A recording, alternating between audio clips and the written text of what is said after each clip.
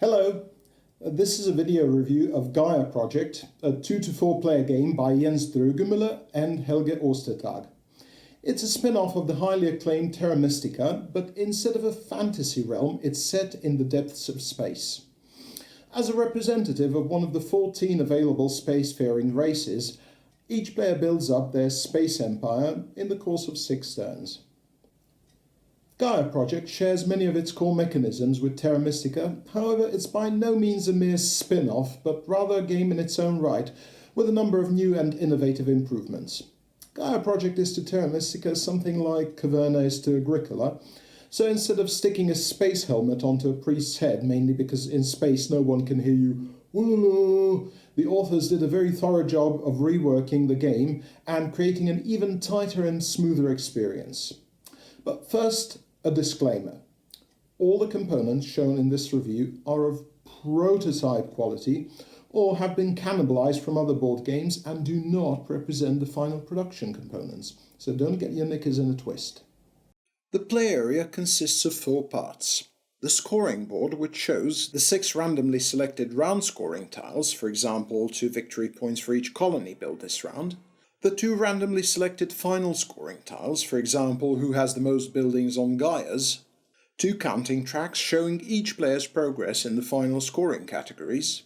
The familiar terraforming cycle of planets similar to the one in Terra Mystica. And finally the various final scoring reminders. The modular map consists of 10 hexagonal space sector tiles, or 7 for 2-player games, which can be placed and rotated anywhere you wish.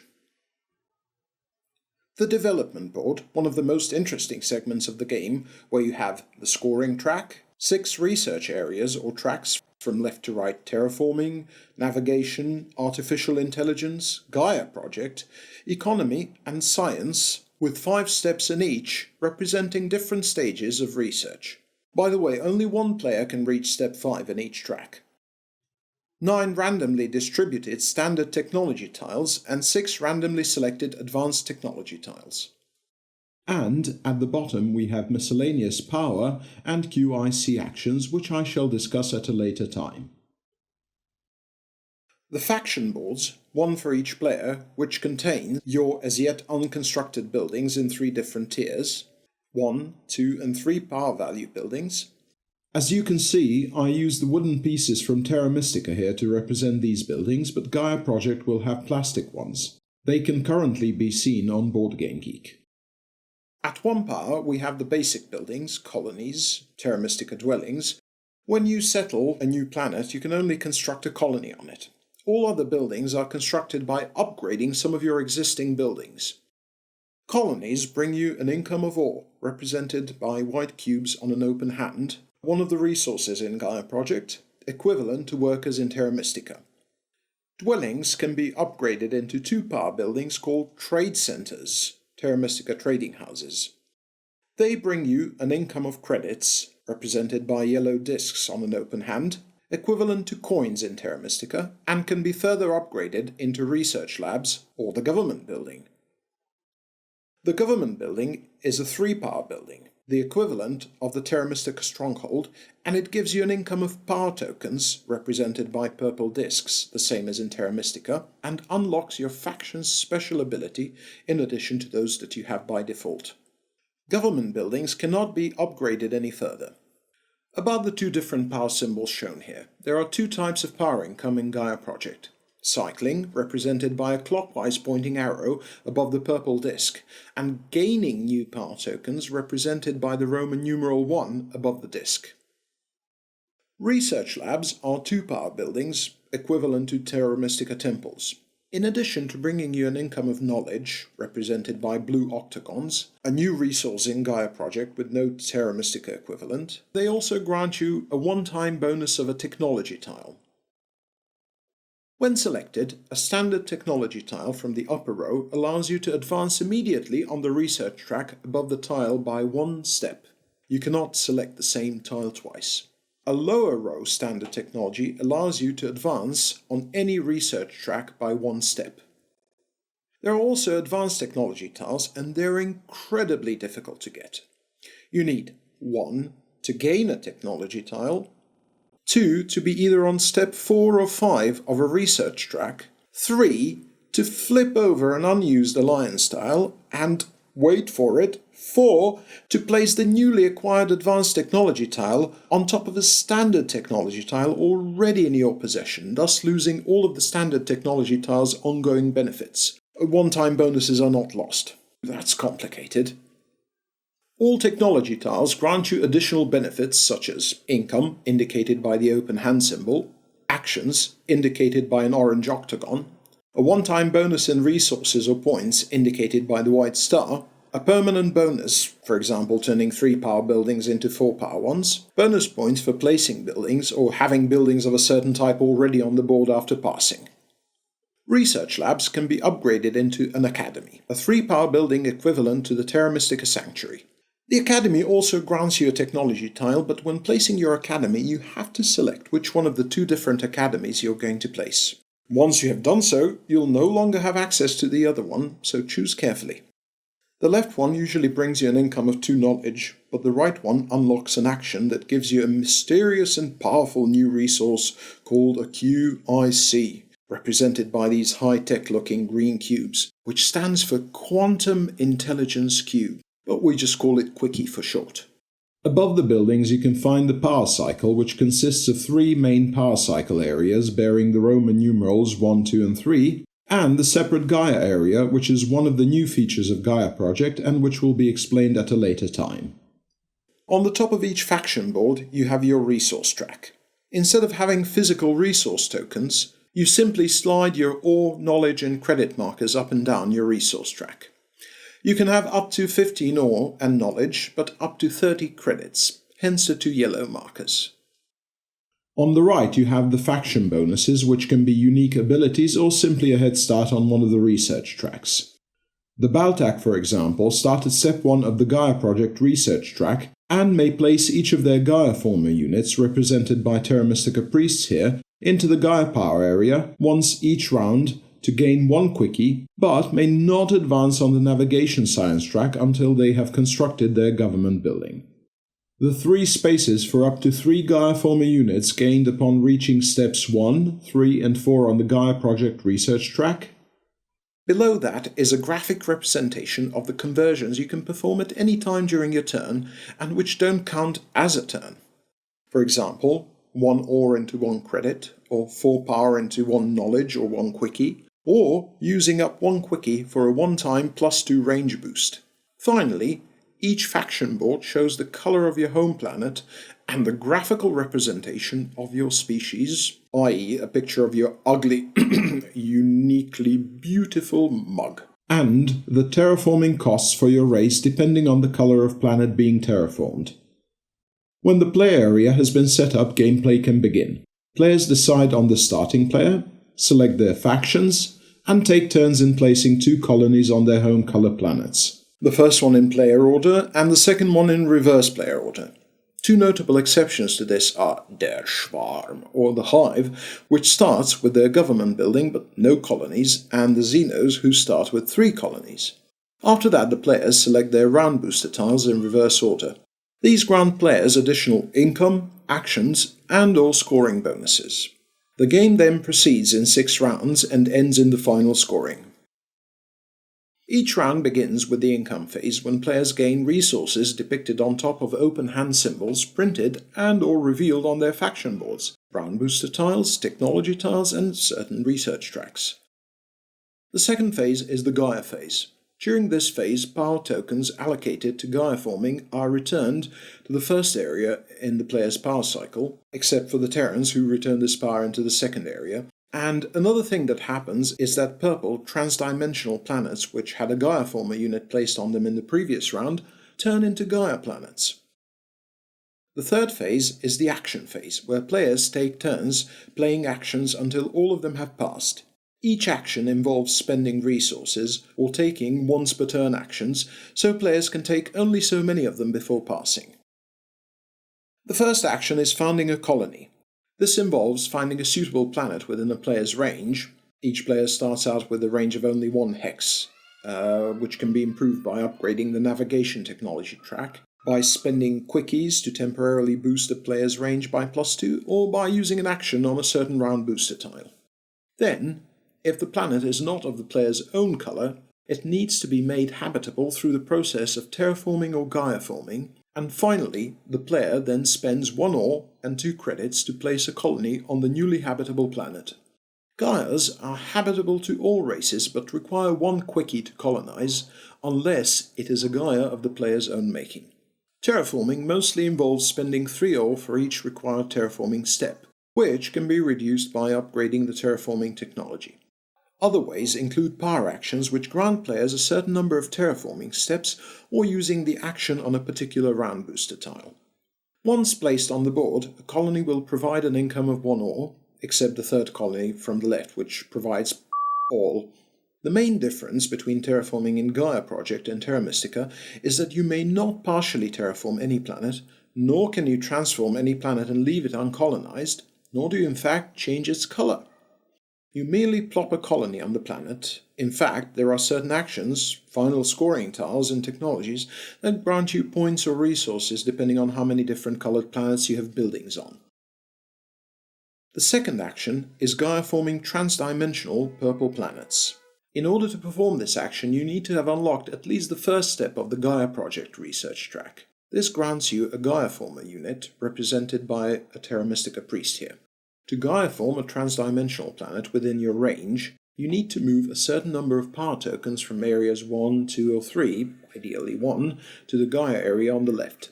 Then place a Gaia Former unit onto the transdimensional planet and wait until the Gaia phase of the next turn for the transformation to take place and to regain your power points. Once Gaia formed, such a Gaia is reserved for you and you alone, and you don't even need to pay the usual cost of 1 quickie to colonize it, as long as you keep your Gaia Former unit on the Gaia. Once you have colonized this Gaia, you regain the Gaia Former unit and can use it again. The third action allows you to upgrade existing buildings using this diagram by paying the cost depicted next to that building. For example, a colony may be upgraded into a trade center by paying 2 ore and 3 or 6 credits. The lower price applies if there is an opponent building in a radius of 2 hexes. In Terra Mystica this was only limited to adjacent hexes, but this is space after all, and very few planets are adjacent to one another. And if you have no such neighbors, you need to pay the higher cost. Another thing I need to mention is that whenever you found a colony or upgrade a building, all opponents who have their own buildings in this 2-hex radius may receive power equal to the power rating of their highest power building within this area of influence. In Terra Mystica you receive power for all adjacent buildings, not just the highest value one, and only for adjacent hexes. This power comes at a cost, however. A player may accept or decline this power. If he or she accepts, the player must lose 1 victory point less than the power he or she gained. For example, 1 power is free, but gaining 3 power costs you 2 victory points. This leads us to the cycle of power. Those who have played Terra Mystica will be familiar with this mechanism. There are 3 main power areas, 1, 2 and 3, and the Gaia area, which is not involved in the main cycle. Each time a player gains power, either through income, actions, or other players' actions, he or she moves that many power tokens first from Area 1 to Area 2, and if no power tokens remain in Area 1, from Area 2 to Area 3. Only power in Area 3 may be spent, and this is done by rotating the required number of power tokens back into Area 1, and thus the power cycle is complete. There is also the option of burning power. A player may sacrifice any number of power tokens from Area 2 to move the same number of power tokens from Area 2 to Area 3. The sacrificed power is lost for good. In Terra Mystica this meant you had to be very careful about burning power, but in Gaia Project you may actually replenish your power token supply in a variety of ways. The fourth action is forging an alliance, which is analogous to founding a city in Terra Mystica. A group of buildings with a total power value of 7 or more can be joined into an alliance through this action. In Terra Mystica this required a minimum of 4 separate buildings, 3 with a sanctuary, but in Gaia Project there's no such limit. And in Terra Mystica this was automatic once this threshold was crossed, but in Gaia Project forging an alliance is a separate action. Once a player forges an alliance, he or she connects the buildings within the alliance by placing satellites on the empty spaces connecting these buildings. The satellites need to connect the buildings into a continuous whole, and this must be done using the shortest route and the minimum necessary number of satellites. For each satellite placed in this way, the player needs to sacrifice a power token. If the player is unable to do so, the alliance cannot be forged. Once the alliance is forged, the player places an alliance record tile on or next to one of the buildings and takes an alliance tile. Alliance tiles are very powerful as they give players victory points and in most cases some resources as well. Once gained, all alliance tiles apart from the 12 victory point one can be flipped over to their used side to allow a player to reach top position on a single research track or to gain an advanced technology. Since only one player can occupy the top position of any single research track, and since getting there conveys significant bonuses as well as victory points in the final scoring, this is an incredibly powerful benefit that you gain. The fifth action is the research action. By paying 4 knowledge, a player may advance by 1 step in any research area.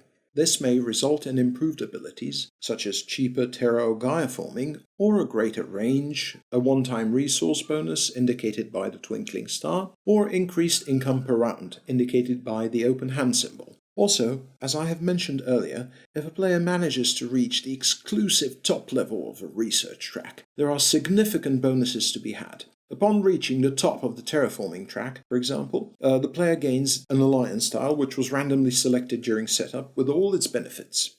The top of the navigation track conveys a stunning range of 4 hexes and the mysterious black planet, which counts as a colony on a uniquely colored planet, etc.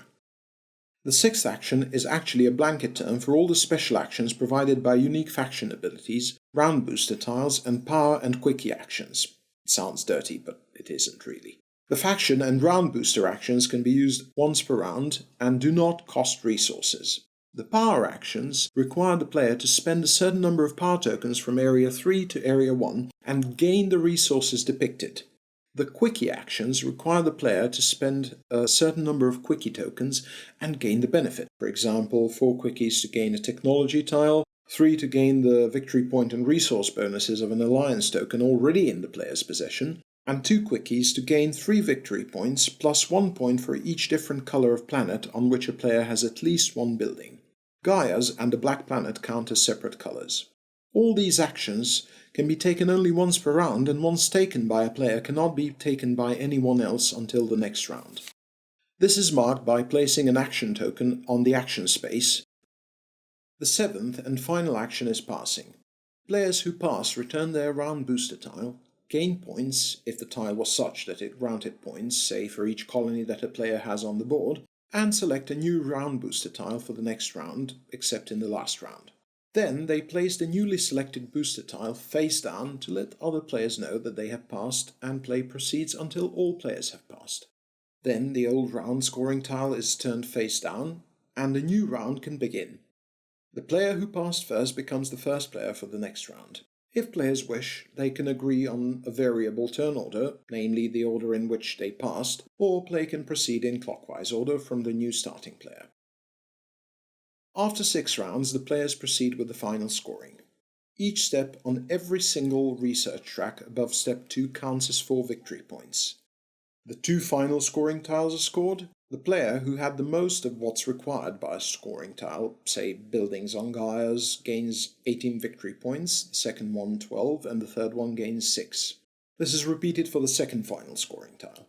Finally, players gain points for their remaining resources. Every set of 3 remaining resources of any kind counts as 1 victory point.